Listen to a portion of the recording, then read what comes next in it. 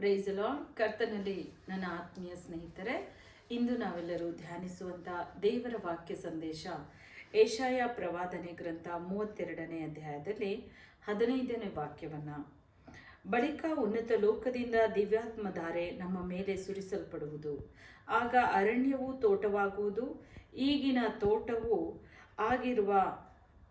ಆಗಿನವರ ಅರಣ್ಯವಾಗಿ ಕಾಣಿಸುವುದು. ನ್ಯಾಯವು ಅಡವಿಯಲ್ಲಿಯೂ ನೆಲೆಗೊಳ್ಳುವುದು, ಧರ್ಮವು ತೋಟದಲ್ಲಿ ಇದ್ದೇ ಇರುವುದು.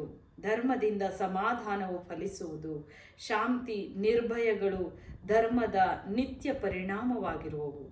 ನನ್ನ ಜನರು ಸಮಾಧಾನ ನಿವಾಸದಲ್ಲಿಯೂ ನಿರ್ಭಯ ನಿಲಯಗಳಲ್ಲಿಯೂ ನೆಮ್ಮದಿಯ ಆಶ್ರಯಗಳಲ್ಲಿಯೂ ನೆಲೆಗೊಳ್ಳುವರು. ಇವತ್ತು ನಿಮಗೆ ಅನೇಕರಿಗೆ ನೆಮ್ಮದಿ ಇಲ್ಲದ ಅಶಾಂತಿಯ ಜೀವಿತವನ್ನು ನೀವು ಜೀವಿಸ್ತಾ ಇರ್ಬೋದು, ಗಲಿಬಿಲಿಯ ಜೀವಿತವನ್ನು ಜೀವಿಸ್ತಾ ಇರ್ಬೋದು. ಆದರೆ ಈ ವಾಕ್ಯದಲ್ಲಿ ಕರ್ತನು ಈ ದಿನ ನಿಮ್ಮ ಸಂಗಡ ಒಂದು ಮಾತನ್ನು ಮಾತಾಡ್ತಾ ಇದ್ದಾರೆ ಪ್ರಿಯರೇ. ದಿವ್ಯ ಆತ್ಮಧಾರೆ, ಪರಲೋಕದಿಂದ ಆ ದಿವ್ಯ ಆತ್ಮಧಾರೆ ಸುರಿಸಲ್ಪಡುವಾಗ ಒಂದು ತೋಟ, ಒಂದು ತಂಪಾದ ಒಂದು ಅಮೂಲ್ಯವಾದ ತೋಟವಾಗಿ ಅದು ಮಾರ್ಪಡುತ್ತೆ ಅಂತ. ಈಗ ಒಂದು ಬರಡಾದ ಪ್ರದೇಶದಲ್ಲಿ ನೀರನ್ನು ಹಾಯಿಸುವಾಗಲೇ ಅಲ್ಲಿ ಗಿಡ ಗಂಟೆಗಳು ಎಲ್ಲವೂ ಕೂಡ ಹುಟ್ಟಿ ಆ ಸ್ಥಳ ಹಚ್ಚ ಹಸುರಾಗಿ ಮಾರ್ಪಡುತ್ತೆ. ನೋಡಿ ನನ್ನ ಆತ್ಮೀಯ ಸ್ನೇಹಿತರೆ, ಇಂದು ನೀವು ದೇವರ ಆತ್ಮನಿಂದ ದೂರವಾಗಿ ಇರ್ಬೋದು. ಪರಿಶುದ್ಧ ಆತ್ಮನ್ ಬೇಡವೇ ಬೇಡ ಅಂತ ನೀವು ಹೇಳ್ತಾ ಇರ್ಬೋದು. ಅದಕ್ಕೆ ಪೌಲನ್ ಹೇಳ್ತಾನೆ, ಈ ಕಡೆ ದಿವಸದಲ್ಲಿ ಭಕ್ತಿ ವೇಷ ಹಾಕ್ಕೊಂಡು ಸಭೆಗೆ ಬರ್ತಾರೆ, ಅದರ ಬಲವನ್ನ ಬೇಡವೆಂದು ಹೇಳ್ತಾರೆ ಅಂತ. ಹೌದು ಪ್ರಿಯರೇ, ಈ ದಿನ ಸಭೆಗಳಲ್ಲಿ ಕಾಣಿಸ್ತಾ ಇರುವಂತ ಅನೇಕ ಜನರು, ಯೇಸು ಸ್ವಾಮಿ ನಂಬಿ ಆರಾಧಿಸುವ ಅನೇಕವಾದಂಥ ಸಹೋದರ ಸಹೋದರಿಯರು, ಕುಟುಂಬಗಳು ಆ ಭಕ್ತಿಯ ವೇಷ ಹಾಕ್ಕೊಂಡು ನೀವು ಬರ್ತಾ ಇರ್ಬೋದು. ಆದರೆ ದೇವರ ಆತ್ಮನು ಇಲ್ಲದೆ ನೀವು ಮಾರ್ಪಟ್ಟು ಒಂದು ಉತ್ತಮವಾದ ಆಶೀರ್ವಾದವನ್ನು ಹೊಂದಿಕೊಳ್ಳಲು ಸಾಧ್ಯವೇ ಇಲ್ಲ. ಅಲ್ಲಿ ಭಕ್ತಿ ವೇಷವನ್ನು ಬಿಟ್ಟು ಭಕ್ತರಾಗಿ ನಡ್ಕೊಳ್ರಿ. ಅದರಿಂದ ಅನೇಕ ಲಾಭವನ್ನು ನಾವು ಹೊಂದ್ಕೋತೀವಿ. ಒಂದು ಕಡೆ ಆಶೀರ್ವಾದ, ಈ ಭೂಲೋಕದಲ್ಲಿ ನಾವೆಷ್ಟು ಕಾಲ ಜೀವಿಸ್ತೇವೋ ಅಷ್ಟು ದೇವರ ಆಶೀರ್ವಾದ ಅಪರಿಮಿತವಾದ ರೀತಿ ನಮ್ಮ ಮೇಲೆ, ನಮ್ಮ ಕುಟುಂಬದ ಮೇಲೆ ಕರ್ತನು ಸುರಿಸೋರಾಗಿರ್ತಾರೆ. ಎರಡನೇದಾಗಿ, ನಾವು ಎಲ್ಲೇ ಹೋದರೂ ಕರ್ತನು ನಮ್ಮ ಸಂಗಡ ಇದ್ದು ಆ ಕಾರ್ಯಗಳನ್ನೆಲ್ಲ ಸಫಲಗೊಳಿಸ್ತಾರೆ. ನಮ್ಗೆ ಆಶೀರ್ವಾದ ತುಂಬಿ ಹೊರಸೂಸುವಂತೆ ದೇವರು ಕೊಡ್ತಾರೆ.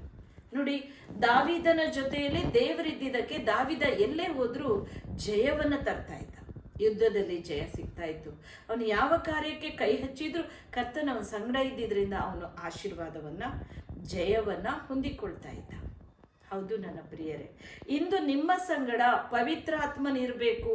ದೇವರ ಆತ್ಮನ ಅಭಿಷೇಕವನ್ನ ನಾವು ಹೊಂದಿಕೊಳ್ಳೋದಾದ್ರೆ, ಆ ಕಪಟದ ಭಕ್ತಿಯನ್ನ ಬಿಟ್ಟು ಭಕ್ತಿ ಉಳ್ಳಂತ ಜೀವಿತಕ್ಕೆ ನೀವು ಬರುವಾಗ ಮಾತ್ರವೇ ಆಶೀರ್ವಾದ ನೆಲೆಯಾಗಿ ನಿಮ್ಮಲ್ಲಿ ನಿಲ್ಲುತ್ತದೆ. ನಿಮ್ಮ ಕುಟುಂಬದ ಮೇಲೆ, ಸಂತತಿಯ ಮೇಲೆ. ಇವತ್ತು ಇನ್ನೊಂದು ಕಡೆ ನಮಗೆ ಏನು ಲಾಭವನ್ನು ನಾವು ಹೊಂದುತ್ತೇವೆ ಪವಿತ್ರ ಆತ್ಮನಿರುವಾಗ, ಭಕ್ತಿ ಜೀವಿತ ಮಾಡುವಾಗ, ಅಂದರೆ ನಾವು ನಿತ್ಯ ಜೀವದಲ್ಲಿ ಸೇರ್ತೇವೆ. ದೇವರು ಆತ್ಮದಿಂದ ಅಭಿಷೇಕಿಸಿ ನಮ್ಮನ್ನು ಉತ್ತಮವಾದ ಒಂದು ಪಾತ್ರೆಯಾಗಿ, ಶುದ್ಧಿಯಾದ ಒಂದು ಪಾತ್ರೆಯಾಗಿ, ಅಮೂಲ್ಯವಾದ ತನ್ನ ಕುಟುಂಬವಾಗಿ, ಪ್ರತ್ಯೇಕಿಸಲ್ಪಟ್ಟ ಕುಟುಂಬವಾಗಿ, ಸ್ವಕೀಯ ಜನಾಂಗವಾಗಿ ನಮ್ಮನ್ನು ಆರಿಸಿ ನೀತಿವಂತ ಒಂದು ಕುಟುಂಬವಾಗಿ ಎತ್ತಿ ಇಟ್ಕೊತಾರೆ.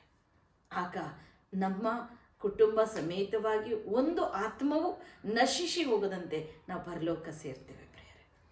ಈ ಎಲ್ಲ ಕಪಟ ಭಕ್ತಿಯನ್ನು ತೆಗೆದಾಕ್ರಿ, ಭಕ್ತಿಯ ಜೀವಿತಕ್ಕೆ ಬನ್ರಿ. ನಾಟಕೀಯವಾದಂಥ ಜೀವಿತದಲ್ಲಿ ದೇವರನ್ನ ಮೆಚ್ಚಕ್ಕೆ ಸಾಧ್ಯ ಇಲ್ಲ. ಇಲ್ಲಿ ಕರ್ತನು ಈ ವಾಗ್ದಾನದಲ್ಲಿ ನಮ್ಮೊಟ್ಟಿಗೆ ಇದನ್ನು ಮಾತಾಡ್ತಾ ಇರೋದು. ದಿವ್ಯ ಆತ್ಮಧಾರೆ ನಮ್ಮ ಮೇಲೆ ಸುರಿಸಲ್ಪಡುವಾಗ, ನೋಡಿ, ಬಳಿಕ ಉನ್ನತ ಲೋಕದಿಂದ ದಿವ್ಯಾತ್ಮಧಾರೆಯು ನಮ್ಮ ಮೇಲೆ ಸುರಿಸಲ್ಪಡುವುದು. ಅಪೊಸ್ತಲರ ಕೃತ್ಯ 2ನೇ ಅಧ್ಯಾಯದ 17-18 ಕರ್ತನ ಅದೇ ಹೇಳೋದು, ಕಡೇ ದಿವಸದಲ್ಲಿ ನನ್ನ ಆತ್ಮ ನಿಮ್ಮ ಮೇಲೆ ಸುರಿಸ್ತೇನೆ, ಎಲ್ಲ ಮನುಷ್ಯರ ಮೇಲೆ. ನೋಡಿ, ಪರಿಶುದ್ಧಾತ್ಮ ದೇವರು ಪ್ರತಿಯೊಬ್ಬೊಬ್ಬರ ಮೇಲೂ ಆತನ ಇಳಿದು ಬರ್ತಾರೆ. ಅದು ಎಲ್ಲಿಂದ? ದಿವ್ಯ ಆತ್ಮಧಾರೆ ಪರಲೋಕದಿಂದ ಸುರಿಸಲ್ಪಡುವುದು. ಅದು ನಮ್ಮ ಮೇಲೆ, ಉನ್ನತ ಲೋಕದಿಂದ ದಿವ್ಯಾತ್ಮ ಧಾರೆಯು ನಮ್ಮ ಮೇಲೆ ಸುರಿಸಲ್ಪಡುವುದು. ನಿಮ್ಮ ಮೇಲೆ ಇವತ್ತು ಸುರಿಸಲ್ಪಡುತ್ತೆ. ಆ ಆತ್ಮನನ್ನ ಹೊಂದಿಕೊಳ್ಳೋರು ಮುಪ್ಪಿನಲ್ಲಿದ್ರು ದೇವರು ಹೇಳ್ತಾರೆ, ಹಿರಿಯರಿಗೆ ಆತ್ಮ ಸುರಿಸ್ತೇನೆ, ಯವನಸ್ಥರಿಗೆ ದಿವ್ಯ ದರ್ಶನ ಕೊಡ್ತೇನೆ, ಗಂಡಸರು ಹೆಂಗಸರು ನೀವು ಪ್ರವಾದಿಗಳಾಗ್ತೀರಾ, ನನ್ನ ಪವಿತ್ರ ಆತ್ಮ ನಿಮ್ಮೊಳಗೆ ನೆಲೆಗೊಳ್ಳುತ್ತೆ, ನನ್ನ ಆತ್ಮ ನಿಮ್ಮ ಮೇಲೆ ಸುರಿಸ್ತೇನೆ, ನೀವು ಪ್ರವಾದನೆ ಮಾತಾಡ್ತೀರಾ. ಹೌದು ನನ್ನ ಪ್ರಿಯರೇ, ದೇವರ ಆತ್ಮನಿಲ್ಲದೆ ಮುಂದಾಗೋ ಸಂಗತಿ ಯಾರಿಗೂ ನಮ್ಗೆ ಗೊತ್ತಾಗೋದಿಲ್ಲ. ದೇವರ ಆತ್ಮ ಇರುವಾಗಲೇ ಪ್ರತಿಯೊಬ್ಬೊಬ್ಬರಿಗೂ ಪವಿತ್ರ ಆತ್ಮನು ದಾರಿ ನಡೆಸ್ತಾರೆ, ಮಾರ್ಗ ಸರಾಗ ಮಾಡ್ತಾರೆ, ಮುಂದಾಗೋದನ್ನು ಇವತ್ತೇ ತಿಳಿಸ್ತಾರೆ. ನಾವೇನು ಮಾಡಬೇಕು ಕರ್ತನ ಹೇಳ್ಕೊಡ್ತಾರೆ. ಆತ ಎಲ್ಲವನ್ನ ತಿಳಿಸಿ ನಮಗೆ ಒಂದು ಉತ್ತಮವಾದ ಜೀವಿತ ಶೈಲಿ ತರ್ತಾರೆ. ಇವತ್ತು ಪರಿಶುದ್ಧ ಆತ್ಮ ನಮ್ಮ ಮೇಲೆ ಬರಲಿ ಎಂಬುದಾಗಿ ನೀವು ಕೇಳ್ಕೊಳ್ಳಿ. ನನ್ನ ಕುಟುಂಬ ಎಲ್ಲ ಆತ್ಮಭರಿತವಾದ ಒಂದು ಕುಟುಂಬವಾಗಿರಬೇಕು ಸ್ವಾಮಿ, ಹಾಗೆ ಮಾಡು ಎಂಬುದಾಗಿ ಕೇಳ್ರಿ.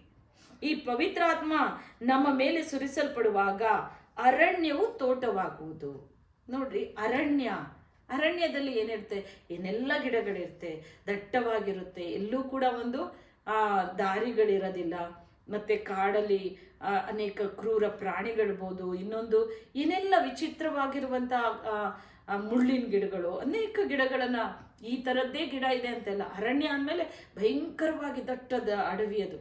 ಹಾಗೆ ಇರುವಂಥ ಆ ಅರಣ್ಯ ತೋಟವಾಗಿ ಮಾರ್ಪಡುತ್ತೆ. ತೋಟಕ್ಕೂ ಅರಣ್ಯಕ್ಕೆ ವ್ಯತ್ಯಾಸ ಏನು?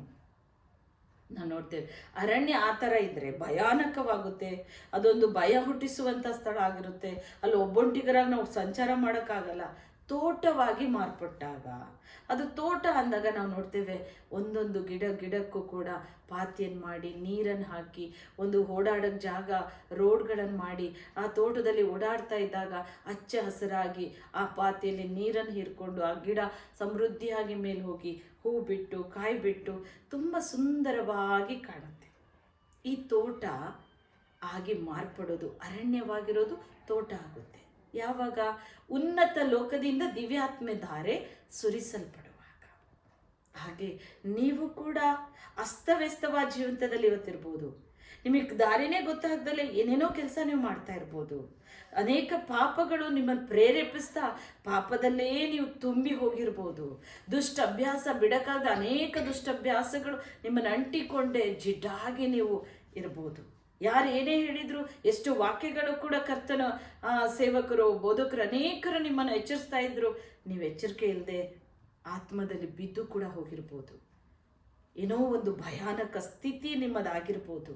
ಆದರೆ ಇವತ್ತು ಕರ್ತನ ಹೇಳ್ತಾರೆ, ಆ ಉನ್ನತ ದಿವ್ಯ ಆತ್ಮಧಾರೆ, ಆ ಪರಿಶುದ್ಧ ಆತ್ಮ ಇವತ್ತು ನಿಮ್ಮ ಮೇಲೆ ಸುರಿಸಲ್ಪಡುವಾಗ ಮಾತ್ರವೇ ನೀವು ತೋಟವಾಗಿ ಮಾರ್ಪಡ್ತೀರಾ. ಒಂದು ಸುಂದರವಾದ ತೋಟದಲ್ಲಿ ಬಹಳಷ್ಟು ಹಣ್ಣಿನ ಗಿಡಗಳು, ಸುಂದರವಾದ ಆ ಹೂವಿನ ಗಿಡಗಳು, ಅನೇಕವಾದ ನಮಗೆ ತುಂಬ ಇಷ್ಟಪಡುವಂಥ ಆ ಒಂದು ಜಾಗ ತೋಟ. ಹಾಗೆ ನೀವು ಮಾರ್ಪಡ್ತೀರಾ. ಅನೇಕ ನಿಮಗೆ ಪ್ರೀತಿಸುವಂತೆ ದೇವರು ನಿಮ್ಮನ್ನು ಬಹಳವಾಗಿ ಪ್ರೀತಿಸಿ ಆಶೀರ್ವಾದವನ್ನು ನಿಮ್ಮ ಮೇಲೆ, ನಿಮ್ಮ ಕುಟುಂಬದ ಮೇಲೆ ಸುರಿದು ಬಿಡ್ತಾರೆ ಪ್ರಿಯ. ಅದಕ್ಕೆ ನಮಗೆ ಬೇಕಾಗಿರೋದು ಪರಿಶುದ್ಧವಾದ ಆತ್ಮ. ಆ ಉನ್ನತ ಲೋಕದಿಂದ ಸುರಿಸಲ್ಪಡುವ ದಿವ್ಯ ಆತ್ಮಧಾರೆ ನನ್ನ ಮೇಲೆ ಸುರಿಸು ಸ್ವಾಮಿ ಅಂತ ನೀವು ಕೇಳ್ರಿ. ನಿಮ್ಮ ಮೇಲೆ ಕರ್ತನ ಆತ್ಮ ಬರುವಾಗಲೇ ಅರಣ್ಯವಾಗಿರೋ, ಕಾಡಾಗಿರೋ, ಏನೂ ಬೇಡದ ರೀತಿಯಲ್ಲಿ ಭಯಾನಕವಾಗಿರೋ ನಿಮ್ಮ ಜೀವಿತ ಸಂಪೂರ್ಣ ಬದಲಾವಣೆಯಾಗಿ ತೋಟವಾಗಿ ಮಾರ್ಪಡುತ್ತೆ. ಒಂದು ಸುಂದರ ತೋಟವಾಗಿ ಇವತ್ತು ನೀವು ಒಂದು ಸುಂದರ ತೋಟವಾಗಿ ಕಾಣ್ಪಡಬೇಕು. ಅನೇಕರು ನಿಮ್ಮನ್ನು ಪ್ರೀತಿಸಬೇಕು, ನಿಮ್ಮನ್ನು ಗೌರವಿಸಬೇಕು, ನಿಮ್ಮನ್ನು ನೋಡಿದಂಥ ಪ್ರತಿಯೊಬ್ಬರು ಸನ್ಮಾನಿಸುವಂಥ ಒಂದು ವ್ಯಕ್ತಿಯಾಗಿ ನೀವು ಮಾರ್ಪಡಬೇಕಂದ್ರೆ ಪರಿಶುದ್ಧ ಆತ್ಮ ದೇವರು ನಿಮ್ಮ ಮೇಲೆ ಸುರಿಸಲ್ಪಡಬೇಕು. ದೇವರ ಆತ್ಮ ನಿಮ್ಮ ಮೇಲೆ ಬಂದಾಗಲೇ ನೀವು ಮಾರ್ಪಟ್ಟು ಕ್ರಿಸ್ತನಂತೆ ಬದಲಾವಣೆ, ದೇವರಂತೆ ನಾವು ಬದಲಾಗ್ತೇವೆ. ಇವತ್ತು ಕೇಳ್ಕೊಳ್ಳಿ, ನಾಟಕೀಯ ಜೀವಿತ ತೆಗೆದಾಗ್ರಿ, ಭಕ್ತಿ ವೇಷ ಹಾಕ್ಕೋಬೇಡ್ರಿ, ಭಕ್ತರಾಗ್ರಿ. ಭಯ ಭಕ್ತಿ ಯಾರಲ್ಲಿ ಹೆಚ್ಚಾಗುತ್ತೋ ಅವರನ್ನು ಕರ್ತನ ಆಶೀರ್ವದಿಸೋರು. ದೇವರು ಗುರುತಿಡಿತಾರೆ. ನೀತಿವಂತರು ಎಲ್ಲೇ ಇದ್ದರೂ ಅವರನ್ನು ಗುರುತಿಟ್ಟು, ಪವಿತ್ರಾತ್ಮ ಭರಿತವಾದ ಮಕ್ಕಳು ಎಲ್ಲೇ ಇದ್ದರೂ ಆ ಯಾವ ಸಭೆ ದೇವರ ಆತ್ಮನಿಂದ ಕೂಡಲ್ಪಟ್ಟಿದ್ದು ಆ ಸಭೆಯನ್ನು ಕರ್ತನ ಆಶೀರ್ವದಿಸ್ತಾರೆ, ಅಂಥ ವ್ಯಕ್ತಿಯನ್ನು ಆಶೀರ್ವದಿಸ್ತಾರೆ, ಅಂಥ ಕುಟುಂಬವನ್ನು ಆಶೀರ್ವದಿಸಿ ಆತನು ಉನ್ನತ ಸ್ಥಾನದಲ್ಲಿಡ್ತಾರೆ. ದೇವರು ಹೃದಯ ನೋಡೋರು ಪ್ರಿಯರೇ. ಕೀರ್ತನೆ 34:9 ದೇವರು ಹೇಳ್ತಾರೆ, ಯೆಹೋವನ ಜನರೇ, ಯೆಹೋವನಲ್ಲಿ ಭಕ್ತಿ ಉಳ್ಳವರಾಗಿರಿ, ಭಕ್ತಿ ಉಳ್ಳವರಾಗಿರಿ. ಈ ಭಕ್ತಿ ಉಳ್ಳವರಿಗೆ ಯಾವ ಕೊರತೆಯೂ ಇರುವುದಿಲ್ಲ. ದೇವರಲ್ಲಿ ಭಕ್ತಿಯಿಂದ ಇರುವಾಗ ಒಂದು ಕೊರತೆ ಬರೋದಕ್ಕೆ ದೇವರು ಬಿಡೋದಿಲ್ಲ. ಎಲ್ಲವೂ ಆಶೀರ್ವಾದ. ದಾವಿದ ಎಲ್ಲೋದ್ರೂ ಆತನಿಗೆ ಜಯ ಕೊಡ್ತಿದ್ರು ದೇವರು. ಯೋಸೇಫ ಅವನು ಮುಟ್ಟಿದ್ದೆಲ್ಲ ಒಂದು ಆಶೀರ್ವಾದದಾಯಕವಾಗಿ ಪರಿವರ್ತನೆ ಆಗ್ತಿತ್ತು. ಯೋಸೇಫನನ್ನು ತುಂಬ ದೇವರ ಆಶೀರ್ವಾದ ಮಾಡಿಬಿಟ್ರು. ಅಬ್ರಹಾಮನ ದೇವರ ಆಶೀರ್ವದಿಸಿದ್ರು. ಇಸಾಕ ತುಂಬ ಆಶೀರ್ವಾದ ಹೊಂದಿದಂಥ ವ್ಯಕ್ತಿ. ಹಾಗೆ ನೀವು ಆಶೀರ್ವಾದ ಹೊಂದಿದ ವ್ಯಕ್ತಿಯಾಗಿರಬೇಕು. ನಟನೆ, ಭಕ್ತಿ ಇಲ್ಲದ ಜೀವಿತದಿಂದ ಹೊರಗೆ ಬರ್ರಿ. ಒಂದು ದಿನ ಬರುತ್ತೆ, ಪ್ರತಿಯೊಬ್ಬ ಮನುಷ್ಯ ದೇವರ ಮುಂದೆ ನಿಲ್ಲಬೇಕು. ಪಾಪ ಮಾಡಿ ಮಾಡಿ ನೀವು ಸಾಕಾಗಿ, ದುಶ್ಚಟ ಅಭ್ಯಾಸ ಮಾಡಿ ಮಾಡಿ ಸಾಕಾಗಿ ಅನೇಕ ಮರಣದೆಡೆಗೆ ಪಿಚಾಚಿ ನಿಮ್ಮನ್ನು ಎಳಿತಾ ಇರ್ಬೋದು. ಪಾಪ ಕೊಡೋ ಸಂಬಳ ಮರಣ ಅಂತೆ. ಇಂದು ನೀವು ದುಷ್ಟಭ್ಯಾಸಕ್ಕೊಳಗಾಗಿ ಜೀವವನ್ನೇ ತೆಗೆದುಕೊಳ್ಳುವಂಥ ಒಂದು ಪೊಸಿಷನ್ ಅಂಥ ಒಂದು ದುಷ್ಟ ಪಿಚಾಚಿ ನಿಮ್ಮನ್ನು ಅಂಟಿರ್ಬೋದು. ವ್ಯಾಧಿ ನಿಮ್ಮನ್ನು ಪೀಡಿಸಿ ಎಲ್ಲ ಅಂಗಾಂಗಗಳು ಕೆಲಸ ಮಾಡದೆ ನಿಶ್ಚಲವಾಗಿ ವೈದ್ಯರು ನಿಮ್ಮನ್ನು ಕೈ ಬಿಟ್ಟಿರ್ಬೋದು. ಆದರೆ ಕರ್ತನೆ ಹೇಳ್ತಾರೆ, ನನ್ನ ಆತ್ಮ ನಿಮ್ಮ ಮೇಲೆ ಸುರಿಸಲ್ಪಡುತ್ತೆ. ಆ ದಿವ್ಯಾತ್ಮ ಧಾರೆ ಬರುವಾಗ ಅರಣ್ಯವಾಗಿರುವಂಥ ನಿಮ್ಮ ಜೀವಿತ ಏನಕ್ಕೂ ಬೇಡವಾದ ಬಿಸಾಕಬೇಕು, ಇನ್ನೇನು ವೇಸ್ಟ್ ಆದಂಥವ್ರು ಇವರು ಅಂತ ನಿಮ್ಮನ್ನು ಅಸಹ್ಯವಾದ ರೀತಿಯಲ್ಲಿ ದೂರ ಇಟ್ಟಂಥ ಆ ಜೀವಿತ ಇವತ್ತು ದೇವರು ಅಮೂಲ್ಯವಾದ ಜೀವಿತವಾಗಿ ಮಾರ್ಪಡಿಸ್ತಾರೆ. ಒಂದು ತೋಟವಾಗಿ ಮಾರ್ಪಡಿಸ್ತಾ ಇದ್ದಾರೆ. ನಾವು ಪ್ರಾರ್ಥನೆ ಮಾಡೋಣ. ಅಪ್ಪ ಪರಿಶುದ್ಧನ ಮಹೋನ್ನತನಾದ ನನ್ನ ದೇವರೇ, ಸ್ವಾಮಿ ನೀನು ಕೊಟ್ಟು ಈ ವೇದವಾಕ್ಯಕ್ಕಾಗಿ ನಾನು ಸ್ತೋತ್ರ ಮಾಡ್ತೇನಪ್ಪ. ಇಂದು ಅನೇಕರು ದೇವರೇ ಭಕ್ತಿ ಇಲ್ಲದ ಜೀವಿತದಲ್ಲಿದ್ದಾರಪ್ಪ. ದೇವರೇ ನಿನ್ನ ಆತ್ಮನನ್ನು ಅವರು ಹೊಂದಿಕೊಳ್ಳದೆ ನಿನ್ನ ಪರಿಶುದ್ಧ ಆತ್ಮನನ್ನೇ ಹೀಯಾಡಿಸುವಂತೆ ಅಪ್ಪ ಅದರಿಂದ ದೂರ ಉಳಿದು ಬಿಟ್ಟಿದ್ದಾರೆ ಸ್ವಾಮಿ. ಅನೇಕ ಪ್ರವಾದಿಗಳನ್ನು ಅವರು ಸನ್ಮಾನಿಸದೆ ಪ್ರವಾದಿಗಳನ್ನು ಕೂಡ ನಿನ್ನ ಪ್ರವಾದನೆ ಆತ್ಮವನ್ನು ಅವರು ಅಸಹ್ಯವಾದ ರೀತಿಯಲ್ಲಿ ಅವರು ಮಾತಾಡ್ತಾ ಇರ್ಬೋದು. ಇಂದು ನಿನ್ನ ಪ್ರವಾದನೆಯನ್ನು ಹೀನಾಯಿಸ್ತಾ ಇರ್ಬೋದು. ದೇವರ ಪರಿಶುದ್ಧ ಆತ್ಮನೇ ಬಿಡಬೇಡ ಸ್ವಾಮಿ. ಅಂತ ಒಂದೊಂದು ದುರಾತ್ಮಗಳು ಆ ಮನುಷ್ಯರ ಹೃದಯದಲ್ಲಿ ಕಠಿಣತ್ವವನ್ನು ತಂದೊಡ್ಡಿ ಕಾರ್ಯ ಮಾಡುತ್ತಿರುವ ದುಷ್ಟ ಆತ್ಮಗಳು ಆ ಸಭೆಗಳಿಂದ ಆ ಮನುಷ್ಯರ ಒಳಗಿಂದ ಯೇಸುವಿನ ನಾಮದಲ್ಲಿ ಬಿಟ್ಟು ತೊಲಗಲಿ ಎಂದು ಆಜ್ಞೆ ಕೊಡ್ತೇನೆ. You touch and fire master in the name of Jesus name. Lord, you fill up your holy spirit Lord. ನಿನ್ನ ಪರಿಶುದ್ಧ ಆತ್ಮ ಅವರ ಮೇಲೆ ಈಗ ಇಳಿಯಲಿ ರಾಜ. ಸತ್ಯದ ಆತ್ಮ ಇಳಿಯಲಿ ದೇವರೇ. ಪರಲೋಕ ತೆರೆದು ನಿನ್ನ ಆತ್ಮನ ಮಳೆಯನ್ನು ಸುರಿಯ ಮಾಡು ರಾಜ. ಮುಂಗಾರು ಹಿಂಗಾರು ಮಳೆ ಸುರಿಯಲ್ಪಡಲಿ ತಂದೆ. ಪ್ರತಿಯೊಬ್ಬೊಬ್ಬರು ಭಕ್ತಿ ಉಳ್ಳಂತ ಮಕ್ಕಳಾಗಿ ಮಾರ್ಪಡಲಿ. ಕುಟುಂಬವಾಗಿ ಭಕ್ತಿಯಿಂದ ನಿನ್ನ ಆಲಯಕ್ಕೆ ಬಂದು ಸೇರಿಸಲಿ, ನಿನ್ನನ್ನು ಸೇವಿಸಲಿ ರಾಜ. ದೇವರೇ, ಅವರು ಯಾವುದಕ್ಕೂ ಬೇಡದ ಸ್ಥಿತಿಯಲ್ಲಿ ಇಂದು ಬಿದ್ದು ಹೋಗಿರ್ಬೋದಪ್ಪ. ವ್ಯಾಧಿಯವರನ್ನು ಆವರಿಸಿ ವೈದ್ಯರಿಂದ ಕೈ ಬಿಡಲ್ಪಟ್ಟಿರ್ಬೋದು ಪ್ರಭು. ಕರ್ತನವರನ್ನು ಸ್ಪರ್ಶಿಸು. ಅವರಲ್ಲಿರುವ ಎಲ್ಲ ಪಾಪ ಶಾಪ ನಿನ್ನ ರಕ್ತದಿಂದ ತೊಳೆದು ಏಸಪ್ಪ ಶುದ್ಧಿ ಮಾಡು ತಂದೆಯವರಿಗೆ. ನೂತನ ಜೀವಿತ ಕೊಡು, ನೂತನ ಸ್ವಭಾವ ಕೊಡು, ನೂತನ ಶರೀರ ಕೊಡು ಸ್ವಾಮಿ. ಆಶೀರ್ವದಿಸು ದೇವರ ಆತ್ಮನೇ. ಕಡೆಯ ದಿವಸ ನನ್ನ ಆತ್ಮ ಎಲ್ಲ ಮನುಷ್ಯರ ಮೇಲೆ ಸುರಿಸ್ತೇನೆ ಅಂತ ದೇವನು. ಹೌದಪ್ಪ, ಎಲ್ಲರ ಮೇಲೆ ನಿನ್ನ ಪರಿಶುದ್ಧ ಆತ್ಮ ಎಡೆಯಲಿ. ಅವರನ್ನು ಆವರಿಸಿಕೋ ತಂದೆ. ನಿನ್ನ ಮಕ್ಕಳು ಪ್ರವಾದಿಸಲಿ. ಹೆಂಗಸರು ಗಂಡಸರು ಪ್ರವಾದಿಸುವರು ಅಂದಿದೆಯಾ ಸ್ವಾಮಿ. ಪ್ರವಾದನೆ ಹೇಳಲಿ. ಅಂತ್ಯ ದಿನ ದಾರಿಯೇ ಕಾಣದೇ ಇರುವಂಥ ಒಬ್ಬೊಬ್ಬರಿಗೂ ದೇವರೇ ನೀನು ಮಾರ್ಗ ತೆರೆ. ಮುಂದಾಗೋ ಎಲ್ಲ ಕಾರ್ಯಗಳವರಿಗೆ ಪ್ರಕಟಗೊಳಿಸು ರಾಜ. ಪ್ರಕಟಗೊಳಿಸು ಪವಿತ್ರ ಆತ್ಮನೇ. ದೇವರ ಆತ್ಮನೇ, ನೀನು ಆವರಿಸಿಕೊಳ್ಳುತ್ತಾ ಇರೋದು ಸ್ತೋತ್ರಪ್ಪ. ಅವರನ್ನು ಆಶೀರ್ವದಿಸ್ತಾ ಇರೋದು ಸ್ತೋತ್ರ. ಯಾವುದಕ್ಕೂ ಬೇಡವಾದಂಥ ಅವರ ಜೀವಿತವನ್ನು ಸಂಪೂರ್ಣವಾಗಿ ನೀನು ನೂತನ ಜೀವಿತ ಮಾಡ್ತಾ ಇದೆಯಾ ಸ್ತೋತ್ರಪ್ಪ. ಅವರನ್ನು ತೋಟವಾಗಿ ನೀನು ಮಾರ್ಪಡಿಸ್ತಾ ಇದೆಯಾ. ವಂದನೆ ನಿನಗೆ, ವಂದನೆ ಸ್ವಾಮಿ. ಎಲ್ಲ ಮಹಿಮೆ ನಿನಗಾಗಲಿ. ಆಶೀರ್ವಾದ ಮಾಡಿದ್ದಕ್ಕಾಗಿ ವಂದನೆ. ನೀನು ಬಿಡುಗಡೆ ಕೊಟ್ಟಿದ್ದೀರಾ. ವಂದನೆ ಅಪ್ಪ.